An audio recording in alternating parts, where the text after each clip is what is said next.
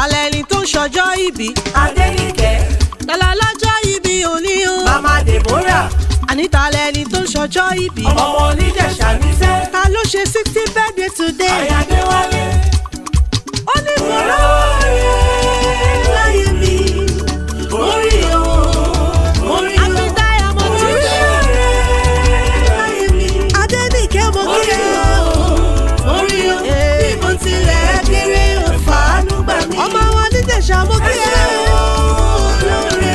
Bí mo tilẹ̀ kéré o, fàánú gbà mí. Màmá Deborah máa gbé Ẹ ṣé o, bàbá.